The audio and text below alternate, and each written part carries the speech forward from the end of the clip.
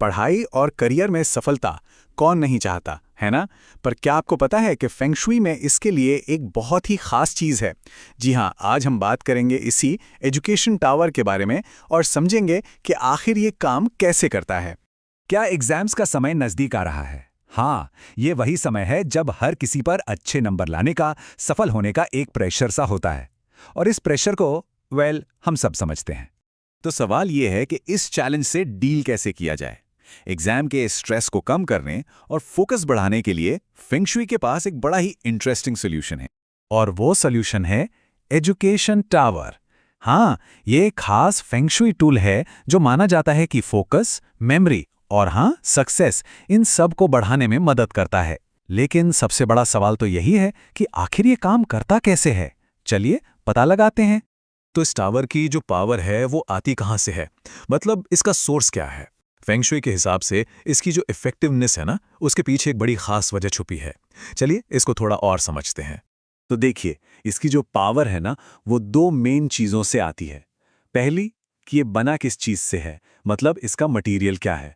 और दूसरी, इसमें कितनी मंजिलें हैं, यानी इसके टीयर्स। यही दोनों चीज़ें मिलकर डिसाइड करती हैं कि इसका असर कैसा होगा। ओके, तो सबसे जरूरी सवाल, अपने लिए सही टावर चुने कैसे? तो चलिए सबसे पहले बात करते हैं इसके मटेरियल की, क्योंकि हर मटेरियल का एक अलग मतलब है, एक अलग मकसद है। सबसे पहले आते हैं क्रिस्टल टावर्स। ये अपनी एनर्जी के लिए जाने जाते हैं। मान लीजिए दिमाग में एकदम क्लैरिटी चाहिए और मेमोरी भी बढ़ानी है, तो उसके लिए है क्लियर क्वार्ट्ज।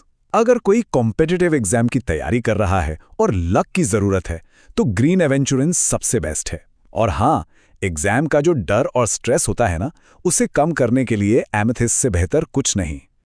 अच्छा, दूसरा ऑप्शन है मेटल टावर। ये ज्यादातर आपको पीतल या फिर गोल्ड प्लेटेड मिलेंगे। इनका काम है लाइफ में स्टेबिलिटी और मजबूती लाना।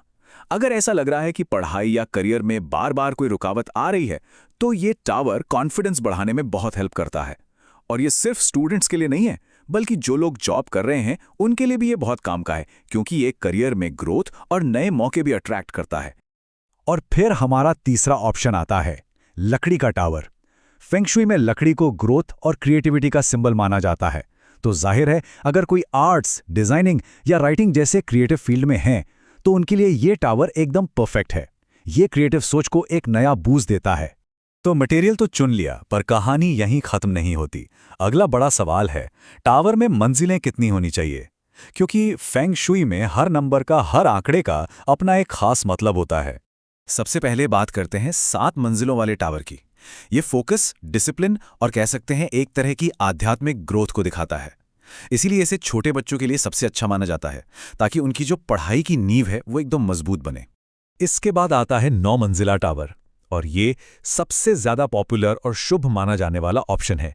देखिए, 9 का जो अंक है ना, वो अपने आप में कंप्लीटनेस यानी पूर्णता, बड़ी कामयाबी और ज्ञान के शिखर को दिखाता है।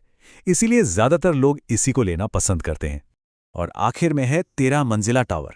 ये सुप्रीम पावर और ज्ञान का प्रतीक है।